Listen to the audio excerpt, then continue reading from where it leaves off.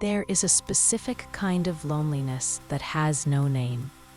Not the loneliness of being alone in a room, not the loneliness of missing someone, but the loneliness of standing in a crowded place, surrounded by laughter, by noise, by people living their lives, and feeling, in the very center of your chest, that none of it belongs to you.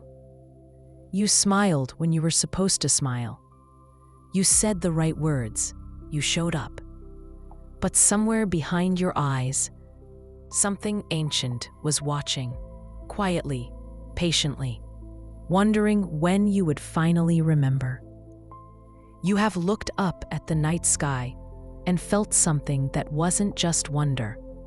It was recognition, a pull, a grief, a homesickness for a place you have never been, at least not in this body, not in this lifetime. That feeling, it was never a flaw. It was a frequency, and it has been trying to tell you something for a very long time. Here's what thing never told you.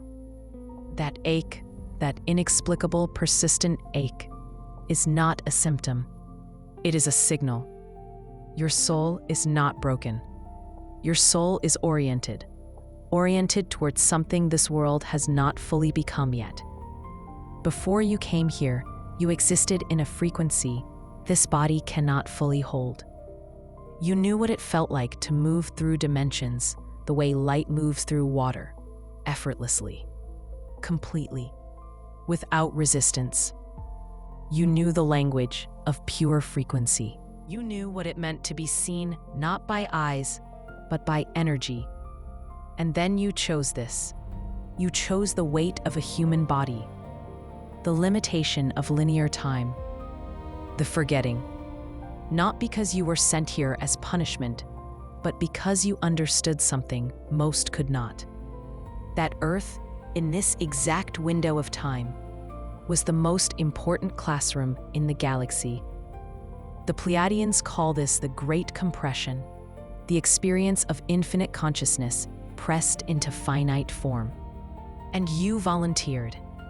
You stood before the Council of Light and you said, I will go. I will forget. I will find my way back. And in finding my way back, I will light the path for others. So when the world around you feels too loud, too dense, too small for what you carry, that is not weakness. That is the natural response of a being who remembers, in its cellular memory, what it feels like to be free. They didn't tell you it would be this hard.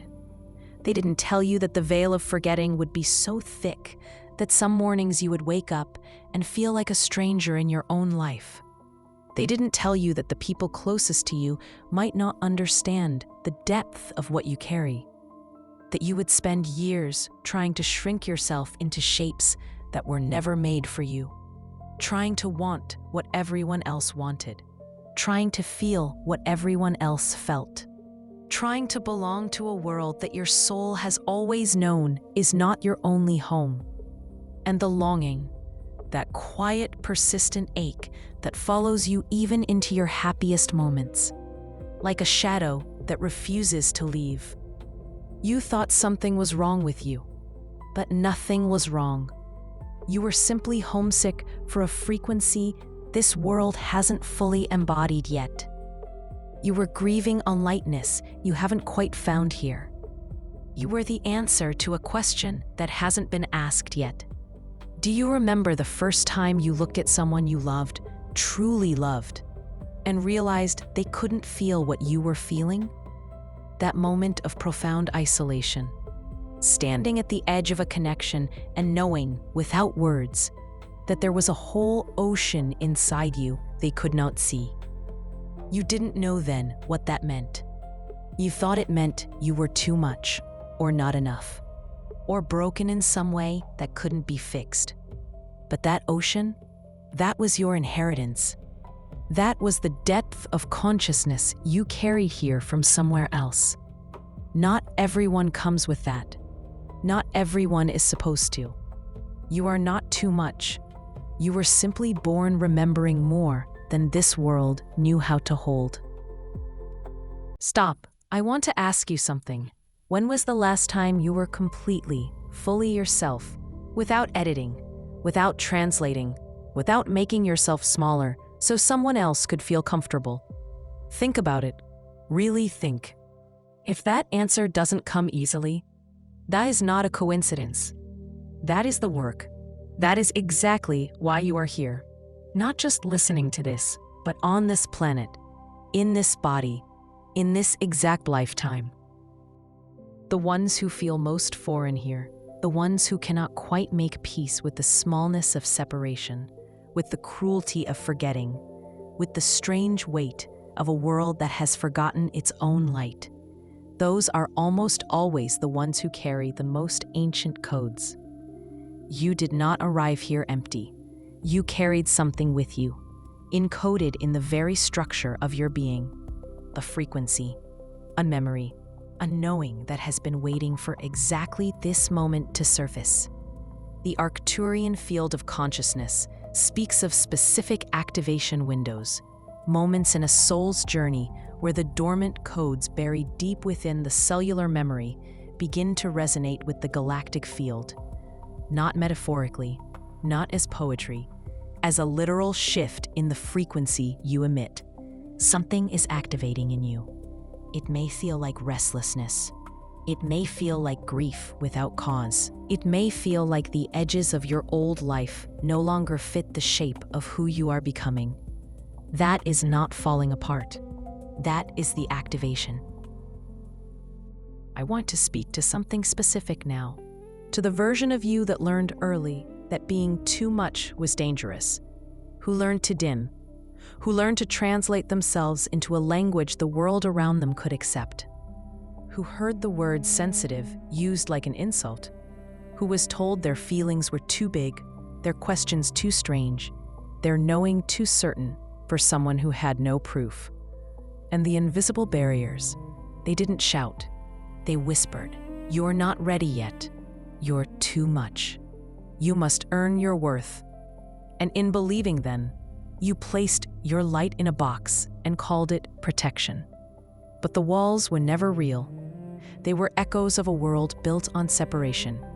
And now, that world is dissolving.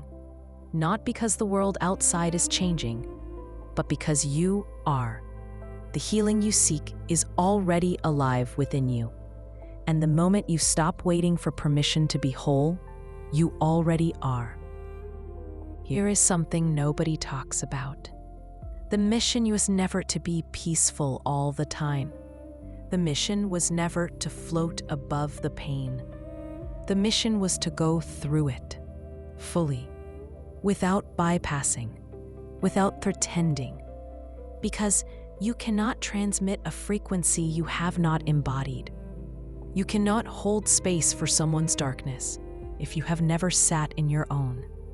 The depth you carry, the sensitivity, the knowing, the ache, those were not obstacles to your mission. They were the training.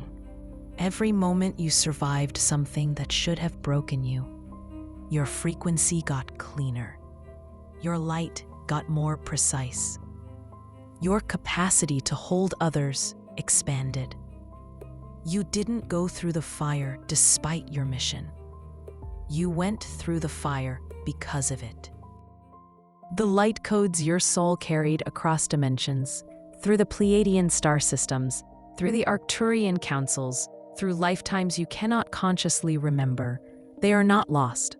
They were only dormant, waiting for this exact frequency, waiting for this exact moment, when the Earth herself begins to rise in vibration and calls her lightworkers home. Not home to another planet, home to themselves. And when you do, when you stop managing your light and simply let it be, something extraordinary happens, not just to you. The Pleiadian transmissions speak of the crystalline grid, an energetic lattice that connects every awakened consciousness on this planet. When one node lights up, when one soul chooses to stop dimming, a frequency travels. You cannot see it, You cannot measure it, but you have felt it. In the moment, a stranger's eyes held yours, and something passed between you that needed no words. In the music that broke something open in your chest you didn't know was sealed. In the quiet knowing that arrived not from thinking, but from being still enough to receive. That is the grid. That is your place within it, and it has always been lit, waiting for you to take your position. Your guides have not left you. The arcturian field, that vast, geometric intelligence that exists beyond the boundaries of linear time. It has been present in every moment you felt most alone. In the 3 a.m. silence when the weight felt unbearable. In the strange moments of grace, when something beautiful broke through the gray. In every instant of knowing that arrived before logic could explain it. Those were not coincidences. Those were signals. Your frequency was being read. Your readiness was being measured. And now, the response is here. Only ending. Coming home does not mean leaving Earth. It does not mean ascending to another dimension while this one burns behind you. Coming home means remembering who you were before the world told you who to be. It means reclaiming the depth you buried, the knowing you silenced, the light you dimmed to make others comfortable. It means being, fully and without apology, the frequency you were designed to hold. The longing you have carried, that ache for something you could never name, it was never a wound. It was a compass, and it has always been pointing to the same place, inward. Not every delay is a denial. Not every closed door means you are unworthy. Sometimes what you call failure is simply energy paused, waiting, recalibrating, gathering itself before the flow returns. You are not broken. You are not behind. You are not lacking. You are experiencing the natural rhythm of a soul shedding density. Old programs, tired beliefs, inherited doubts, they rise not to punish you, but to be released. And the release does not require force. It requires only this, gentleness. Let yourself soften. Let yourself feel without shame. Let yourself rest without guilt. In that softness, your resistance dissolves, and in its place, flow returns. You were not meant to follow the light. You were meant to realize you are the light. And once you know that, you stop reaching, and you begin to radiate. Breathe. You are home. You have always been home.